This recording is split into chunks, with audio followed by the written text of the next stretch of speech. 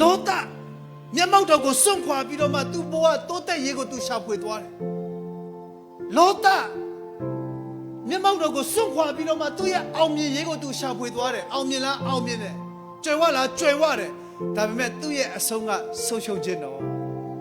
သူ့မိမစားတိုင်ဖြစ်သွားတယ်သူ့ရဲ့မျိုးရိုးအမင်္ဂလာမျိုးရိုးဖြစ်သွားတယ်သူ့သမီးတွေဖောက်ပြန်သွားတယ်ဖခင်ရဲ့ညစ်ပယ်ခြင်းကိုခံရတယ်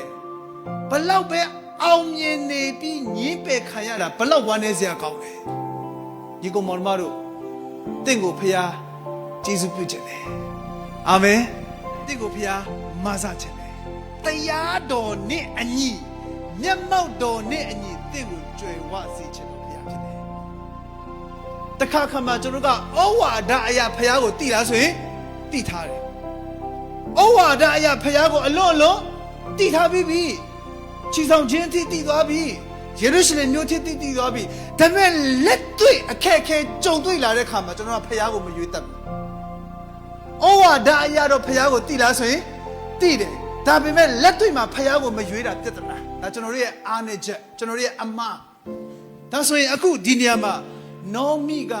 ဘာလို့သွားပြီလဲဆိုရင်အေးဒီမလဲနဲ့နောမီကသူတို့ကမျက်မှောက်တော်ကိုကြောခိုင်းဖို့မျက်မှောက်တော်ကိုစွန့်ဖို့မျက်မှောက်တော်ကိုထားခဲ့ဖို့သူတို့စပြီးစဉ်းစားသွားပြီငါတို့ဘယ်ကိုသွားရင်ကောင်းမလဲစဉ်းစားလိုက်တဲ့အခါမှာနောက်ဆုံးသူတို့ဘယ်ရောက်သွားလဲဆိုရင်မောဘပြည်ကိုရောက်သွားတယ်ဖျားကိုယ်တိုင်ကိုစွန့်သွားပြီးအခါမှာအဲ့ဒီမောဘပြည်တဲ့ရောက်လေရောက်တော့ယောက်ျားလည်းသိတယ်တားနှစ်ယောက်လည်းသိတယ်သူတို့စီမှာရှိတဲ့ငွေကြေးစည်းစိမ်ဥစ္စာအကုန်ဆုံးရှုံးသွားဒီနေရာမှာတေချာစဉ်းစားကြည့်ရအောင်အခုမြင်တွေ့ရတဲ့တားယောက်ျားစည်းစိမ်ဥစ္စာမဆုံးရှုံးခင်မှာသူတို့ဘာကိုအရင်ဆုံးရှုံးသွားတာလဲဆိုတော့မျက်မှောက်တော်နဲ့ဖျားဖြစ်တဲ့ပုဂ္ဂိုလ်ကိုယ်တိုင်ကိုသူတို့ဆုံးရှုံးသွားတယ်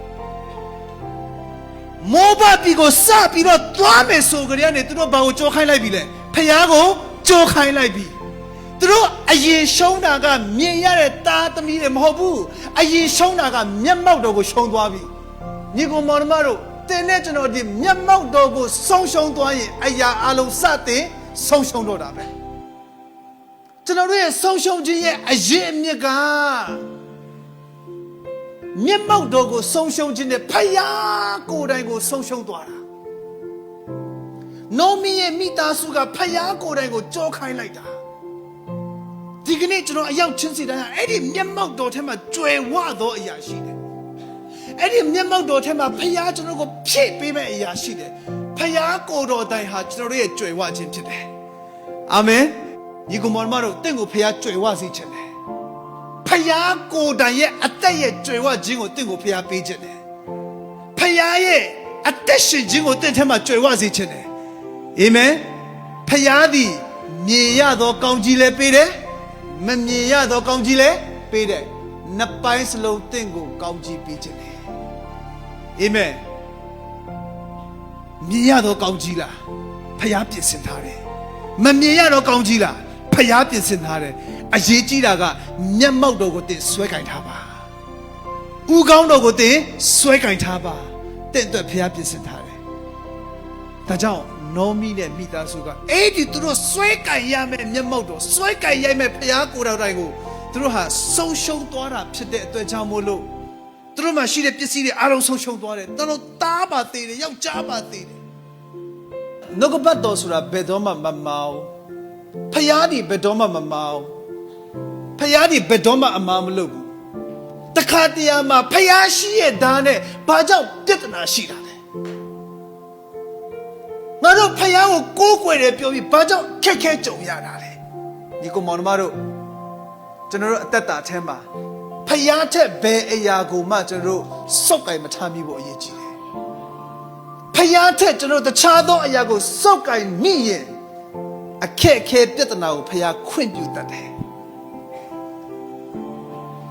လောကဒဏ်တရားလောကမှာနေတဲ့အတွက်ကြောင့်လောကမှာလှိုင်းတဘိုးဆိုတာရှိပြီးသားမုန်တိုင်းဆိုတာရှိပြီးသားပြဿနာဆိုတာရှိပြီးသား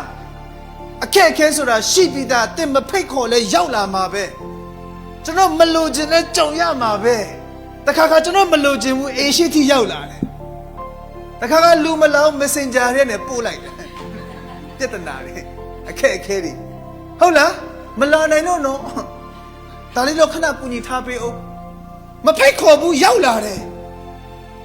ဒါဆိုရင်အဲ့ဒီပြဿနာအခက်အခဲတွေကဘေးကြုံတွေ့လာရတဲ့အခါမှာလှေကလူးနေတဲ့အခါမှာတင်းဒီတေချာကင်ဆွဲခြင်းမရှိရင်တင်းလွင့်သွားဖို့ရှိတယ်ဆွဲနေအောင်ကင်ထားရတယ်ကျွန်တော် YBS လိုင်းကားတွေစီးတဲ့အခါမှာ driver ကရုတ်တရက် brake အောက်လိုက်ရင်တင်းဆွဲနေအောင်မကင်ထားရင်လေတင်းလွင့်သွားမှာတင်းရွေ့သွားမှာတင်းချော်ထသွားမှာကျွန်တော်ဘဝမှာခရစ်တော်ဒီဟူသောဦးကောင်းတော်ကိုကင်ဆွဲမှလောကမှာရှိတဲ့လောကရန်တရားကိုသင်တဲ့ကျွန်တော်ခံနိုင်ရှိတယ်